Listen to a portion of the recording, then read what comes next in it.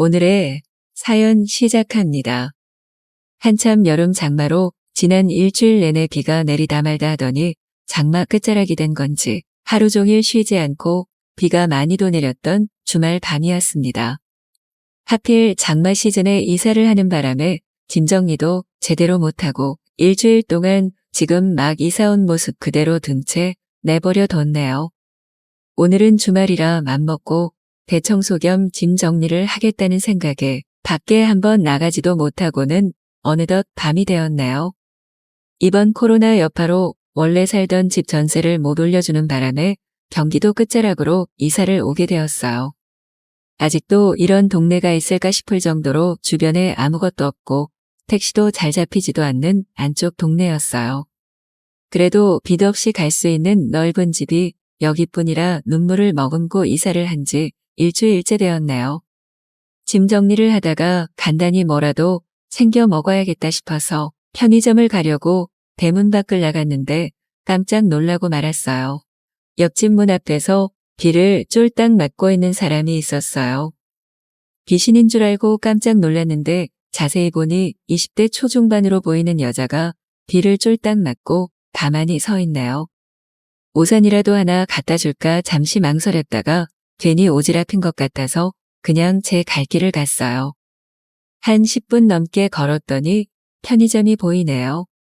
들어가서 맥주랑 마른 안주랑 필요한 건 몇 가지를 담아 계산대로 가려는데 괜히 보리차 티백에 눈이 가네요.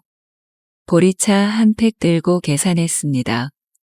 아직도 비가 내리고 있어 우산을 펴서 느릿느릿 집으로 걸음을 향했습니다. 그런데 아직도 그 여자가 빗속에서 그대로 서 있네요. 제가 본 후로 좋게 30분은 넘었는데 언제부터 왜 저기서 저렇게 비를 맞고 있는 건지 아무래도 제 우산을 줘야겠다 싶어서 말을 걸었습니다. 우산 이걸 쓰세요. 힘이 하나도 없는 눈빛으로 잠깐 제 얼굴을 올려다보더니 창백한 얼굴로 저를 봅니다. 우선 부축해서 저희 집에 잠시 들어가자고 하고 현관 앞쪽에 앉혔습니다. 기운이 없는지 벽에 기대서 눈을 감더라고요. 문득 보리차 티백을 사왔던 게 생각이 나서 커피포트에 물을 올렸습니다. 몇 분쯤 지났을까 물이 끓길래 따뜻하게 보리차 한 잔을 건넸습니다. 감사하다고 말하며 희미하게 웃는 그녀에게 거기서 그렇게 비를 쫄딱 맞고 있던 자초지종을 묻고 싶었지만 묻지 않고 힘드시면 들어오라고 하며 수건 하나를 건넸습니다. 마른 수건 하나를 내밀었는데 얼마나 비를 맞고 있던 건지 수건 하나로는 부족할 것 같아 하나 더 주며 편한 곳에 앉아서 잠깐 쉬고 있으시라고 말하고는 하던 짐 정리를 계속했습니다.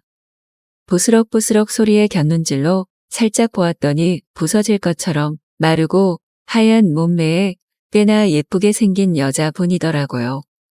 옷이 비에 젖어 몸에 완전히 달라붙어서 그녀의 몸매가 그대로 드러나 있는데 저도 모르게 얼굴이 확 달아올랐습니다. 저대로 두면 감기 걸리지 않으려나 하는 마음에 따뜻한 커피를 끓여서 드리고 가벼운 이불도 하나 드렸어요. 비가 그칠 것 같지도 않고 택시도 안 올 것 같고 기다리는 분도 안 올 것 같은데 괜찮으시면 저쪽 방 하나 빌려드릴 테니 좀 쉬다가 가세요. 처음 보는 여자인데 나도 모르게 방 하나를 내주겠다고 말해버렸습니다. 거절할 수도 있겠다 싶어 아차했는데 그녀가 흔쾌히 수락을 했어요. 이삿짐 중에 옷이 있는 상자를 열어 티 하나에 반바지 하나를 건네주었습니다. 낯선 여자와 집에 있는 것이 참으로 어색했지만 기분은 무진장 좋더라고요. 소파에 앉아서 무슨 일이 일어난 건지 생각에 잠겨있던 중 스위치를 끄는 탁 소리에 욕실 쪽을 돌아보았어요. 어깨까지 다 보일 만큼 흘러내린 티에 젖은 긴 머리를 한 그녀와 눈이 마주쳤습니다. 다시 보니 얼굴도 정말 예쁘고 다리며 허리며 라인이 정말 예쁘네요. 머리를 말리라고 일어나서 드라이기를 가져다 줬어요. 머리 말릴 곳이 마땅히 없으니 거실 안쪽 콘센트에 드라이기를 꽂고 서서 머리를 말리는데 고개를 숙이니 옷 속이 훤히 들여다보였어요. 저도 모르게 한참을 바라보고 있었습니다. 아까 말라 보였던 거와 다르게 굉장히 볼륨이 있는 글래머러스한 몸매더라고요. 그녀가 머리를 다 말릴 때까지 눈을 뗄 수가 없었어요. 드라이기 잘 썼다며 저한테 주는데 손이 스쳤습니다. 손이 너무 차가웠습니다. 저도 모르게 그녀의 두 손을 제 손으로 감싸버렸어요.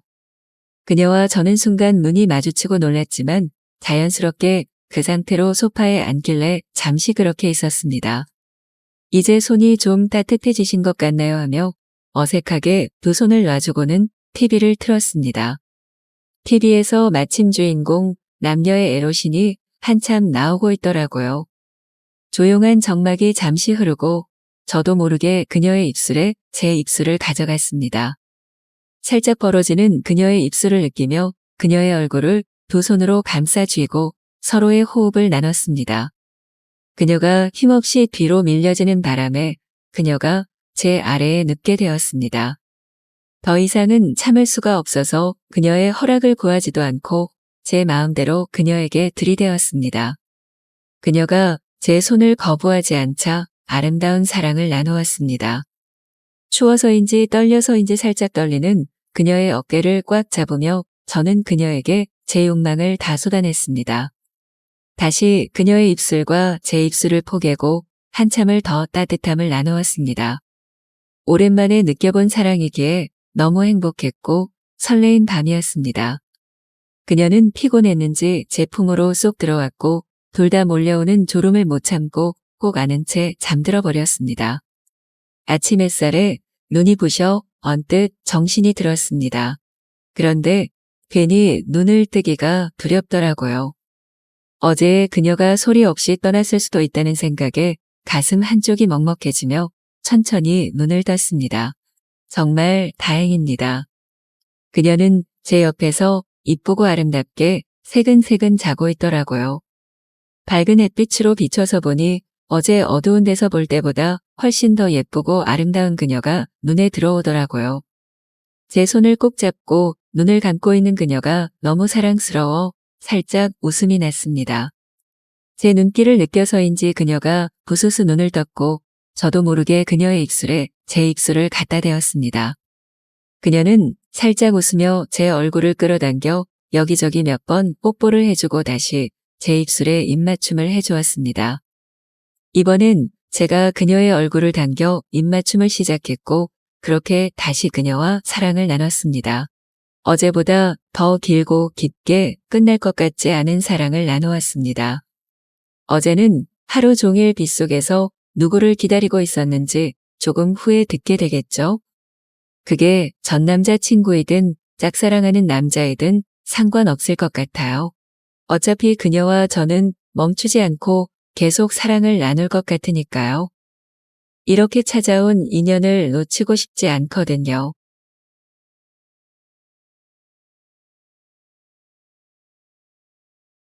결혼을 한 지도 벌써 10년째인 주부입니다. 저는 서울에서 나고 자란 토박이이고 남편은 시골에서 자라 서울에서 취직한 사람입니다. 우리의 결혼 생활에는 크게 불만이 없었습니다. 시댁은 경남 진주 외곽의 시골 마을에 있습니다. 너무 멀어서 자주 찾아뵙기는 힘든 곳이지요. 그래도 집안 행사가 있을 때는 꼭 찾아갔습니다. 물론 전화도 자주 드리려고 노력을 했고요. 시댁은 아들만 셋입니다. 제 남편이 그중 둘째입니다. 형님은 저희보다 먼저 결혼을 하셨고 그리고 동생은 몇 년 전에 결혼을 했습니다. 아주버님은 포항에 살고 계시고 도련님은 함양에 신혼집을 구했지요. 시댁 식구들 중에 크게 모난 사람은 없습니다. 그래서 시댁으로 가도 불편한 것은 없었습니다. 새로 시집온 동서도 무난한 성격입니다. 그런데 유독 큰 며느리인 형님이 어려웠습니다. 결혼한 직후부터 제게 뭔가를 가르치려 들었지요. 시댁은 처음이라 저는 순순히 배우는 입장이었고요. 처음에는 그리 기분이 나쁘지 않았습니다. 이게 모두 시댁에 적응하는 과정이려니 생각했지요. 그런데 점점 뭔가 이상했습니다. 정작 형님은 제대로 하는 게 없었던 것입니다. 제사를 준비하는데 일을 너무 못하는 겁니다. 손도 느린데 눈치도 없다고나 할까요? 시어머님께서 처음에는 계속 다시 알려주시더군요. 그런데도 같은 실수를 계속 반복했습니다. 일하기 싫어서 일부러 그러나 싶더군요. 그런데 아주버님의 이야기를 들어보니 평소에도 그런다고 하시더군요. 원래 일머리가 없는 사람 같았습니다. 결국 시어머님도 포기를 하시더군요. 그래서 형님께는 간단한 일만 시키고 직접 일을 하셨습니다. 저랑 동서는 눈치껏 시어머님을 도왔지요. 형님은 어땠냐고요? 시어머님이 일을 하고 계신 상황인데 방으로 들어가 나오지를 않더군요. 나중에 보니 애들이랑 TV를 보고 있었습니다. 그런 일들이 반복되고 있으니 착하신 시어머님도 잔소리를 하셨습니다. 하지만 형님의 그런 행동은 고쳐지지가 않더군요. 오히려 저희끼리 있을 때는 큰며느리 노릇을 하더군요. 형님은 시부모님이 시골 사람이라고 무시를 했습니다. 그리고 자기를 구박하는 나쁜 사람처럼 말을 했지요. 그러면서 저랑 동서에게는 윗사람 노릇을 하더군요. 사실 기가 차고 어이가 없었지요. 시댁에 일찍 오지 말라는 소리부터 용돈은 자기랑 상의해서 조금씩만 드리자고도 하더군요. 뭐 이런 사람이 다 있나 싶었습니다. 그래서 남편이랑도 상의를 했지요. 남편도 이미 형님의 이야기에는 한숨부터 쉬더군요. 그러면서 우리는 우리가 할 도리만 다 하자고 했습니다. 저도 그게 맞는 것 같다고 생각했지요. 그래서 저희는 저희가 하던 대로 했습니다. 동서랑도 이야기를 해봤는데 동서는 어차피 시댁과 가까워서 자주 간다고 하더군요. 오히려 시댁에서 이것저것 많이 받아오는 모양이었습니다. 그래서인지 형님도 동서에게는 별말이 없었던 것 같습니다. 하지만 저도 불만이 점점 쌓여갔습니다. 시부모님께도 말씀을 드리고 명절은 한 번씩만 갑니다. 추석에는 시댁, 설날에는 친정을 가는 시기였죠. 시댁에 못 갈 때는 명절 지나고 주말에 찾아뵈었고요. 거리가 멀다고 시부모님도 이해를 해주셨습니다. 그래서 명절에는 이틀 전에 시댁으로 내려갑니다. 그러면 저희보다 동서네가 항상 먼저 와 있었습니다. 그리고 다음날 함께 명절 음식을 준비했지요. 형님네는 항상 명절 전날 저녁에야 오십니다. 그리고 저희가 준비한 음식을 먹었지요. 가장 먼저 떠나는 것도 형님네였습니다. 물론 형님은 아침밥만 먹고 설거지도 안 했지요. 저랑 동서는 설거지를 시작했는데 형님은 아이들과 앉아서 과일을 먹더군요. 차 타야 해서 지금은 쉬어야 한다고 말이죠. 정작 가장 멀리 가야 하는 건 저희 집인데도 그러더군요. 그러다 시어머님께서 폭발하셨습니다. 형님 부부를 불러넣고 한바탕 훈계를 하셨지요. 동생들 앞에서 뭐 하는 짓이냐고 화를 내시더군요. 문제는 형님이 막 울면서 짐을 싸서 나가버렸습니다. 시어머님도 당황하시더군요. 그렇게 형님네 부부가 떠나고 모두가 황당해했죠. 나중에 시부모님이 아주버님과도 통화를 했더군요. 그동안 형님이 시댁에서 주눅이 많이 들었었다더군요. 일을 원래 잘 못하는데 구박을 많이 받아서 힘들어했다고 동서들 앞에서 구박까지 당해서 상처받았다더군요. 아주버님도 난감해한다고 말이죠. 동서와 저는 정말 어이가 없었습니다. 아주버님은 형님의 말을 철석 같이 믿고 있더군요. 남편이 아주버님과 통화를 했는데 고개를 절레절레 흔들더군요. 형이지만 정말 말이 안 통하는 사람이라고 말이죠. 결정적으로 아주버님이 남편에게도 화를 냈다더군요. 왜 다들 형님을 무시하냐는 것이었죠. 그래서 남편이 그동안의 일을 이야기했다더군요. 잘못은 형수님이 한 거 아니냐고 말이죠. 우리도 많이 참았다고 이야기를 했다고 했습니다. 아주버님은 오히려 저희가 너무하다고 했다고 했습니다. 동서들이 윗사람을 왕따시킨 거라고 말이죠. 다들 자기가 이혼이라도 하길 원하냐고 했답니다. 형님은 주변에 저희를 악독한 동서들로 이야기를 했더군요. 아주버님도 저희가 형님을 괴롭힌 걸로 알고 있으시고요. 상황을 모두 알고 있던 남편도 폭발을 했지요. 그렇게 형님 덕분에 형제들도 틀어졌습니다. 남편도 더 이상은 할 말이 없었다고 했습니다. 전혀 바뀔 생각이 없는 사람들인데 무슨 소리를 해도 다 비난으로만 듣는다고 말이죠. 그리고 시부님과도 한참 통화를 했습니다. 그 뒤로 명절에도 형님네 식구들은 찾아오지 않았습니다. 조카들이 가끔 할아버지 할머니께 전화를 하는 게 전부였죠. 나중에는 시부모님들도 없는 사람이라고 생각하자시더군요. 하지만 시부모님들은 철마다 농사지은 것들을 보내시더군요. 못난 자식이지만 버릴 수 없는 게 부모 마음인 것이죠.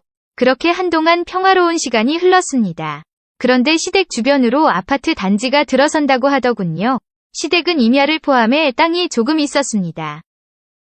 땅값의 몇 배로 보상이 나올 예정이라고 했습니다. 당연히 남편이나 동선에는 큰 관심이 없었습니다. 나중에 물려주시면 좋고 부모님이 다 쓰시면 더 좋고 형제들이 그런 마인드였습니다. 그런데 그 무렵 명절에 아주버님이 오셨습니다. 조카들을 데리고 오랜만이 오시더군요. 형님도 오고 싶어 하는데 죄송해서 못 온다고 하더군요. 아직 마음의 준비가 안 된 것 같다고 말이죠.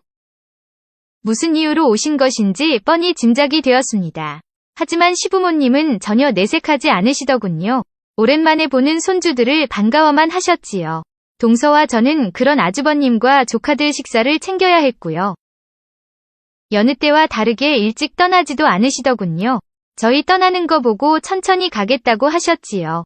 남편이 슬쩍 처가에 안 가냐고 물었더니 저녁에 갈 생각이라고 하셨지요. 남편이 차에 타면서 피식 웃더군요. 형이지만 너무 속보인다고 말이죠. 그러면서 저한테 조용히 물어봤습니다. 혹시 부모님 땅 안 받겠다고 하면 서운하냐고 말이죠. 남편은 차라리 동생이 땅을 물려받았으면 좋겠다더군요. 사실상 동생이 부모님을 모시고 있는 상황이니까요. 저는 흔쾌히 그래도 상관없다고 했습니다. 남편은 절대로 형네 부부가 그 땅을 가지는 꼴은 못 보겠다더군요. 알고 보니 부모님께도 그렇게 말씀을 드린 모양이었습니다. 물론 시부모님은 아무런 말도 하지 않으셨고요. 그렇게 몇 시간 차를 타고 겨우 집으로 도착하니 녹초가 되어서 쓰러져 잠이 들었습니다. 다음날 시아버님께 전화가 와 있었습니다. 저는 황급히 전화를 드렸습니다. 너무 늦게 도착해서 전화를 못 드렸다고 말씀드렸죠. 시아버님은 괜찮다시면서 말씀을 하시더군요. 이번에 땅의 일부가 수용되면서 보상이 나온다고 하셨습니다.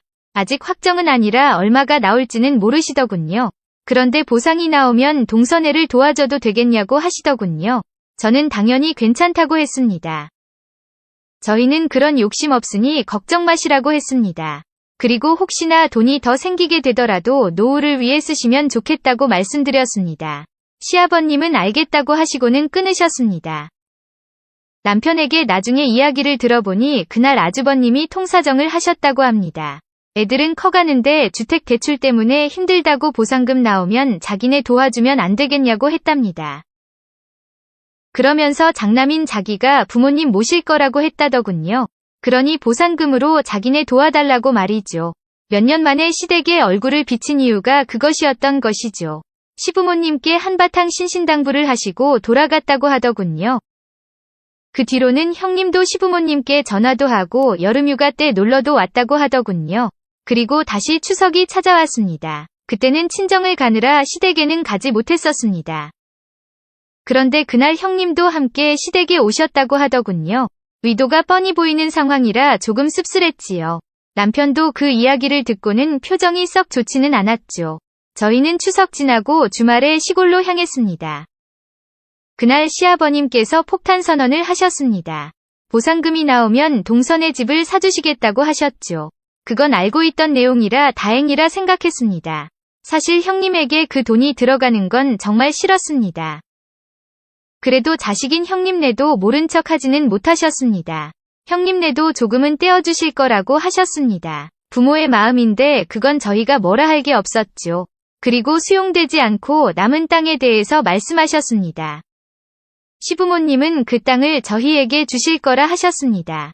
저희는 깜짝 놀라서 거절을 했습니다. 저희는 그 땅을 받지 않겠다고 말씀을 드렸습니다. 팔아서 시부모님 노후를 위해 쓰시라고 했습니다. 그러자 시어머님께서 웃으며 말씀하시더군요. 그럼 그 땅은 형님네가 가져갈 텐데 괜찮겠냐고 말이죠. 그제야 남편도 멈칫하더군요. 결국 남편은 알겠다고 말을 했습니다. 그 땅이 부모님의 마지막 재산이었습니다. 지금도 형님이 노리는 땅이었죠. 그래서 그 땅은 지켜드리고 싶었습니다. 남편은 결국 그 땅을 넘겨받기로 했습니다. 그리고 집으로 돌아왔는데 형님에게서 연락이 왔습니다. 몇 년 만에 걸려온 전화였죠. 자기네 진짜 형편이 어렵다. 시부모님을 좀 설득해달라고 했습니다. 울면서 저에게 하소연을 하시더군요. 결국 그 땅을 자기네 주면 안 되겠냐는 소리였죠. 그 이야기를 들으면서 더욱 결심을 굳혔습니다. 그 땅은 우리가 확실히 받아둬야겠다고 말이죠. 남편에게는 그 땅은 부모님을 위해 쓰라고 했습니다. 남편도 그 땅은 처분할 생각이 없다더군요. 그냥 가지고 있다가 부모님을 위히 쓰거나 아이들에게 물려줄 생각이라고 했습니다. 그 뒤로 형님네에서 수시로 연락이 왔습니다. 하지만 완전히 무시를 하고 있는 상황입니다. 시부모님도 이제야 마음이 편하다고 하십니다. 부디 형님네 부부가 잘못이 뭔지 깨달았으면 좋겠습니다. 영상 시청 감사합니다.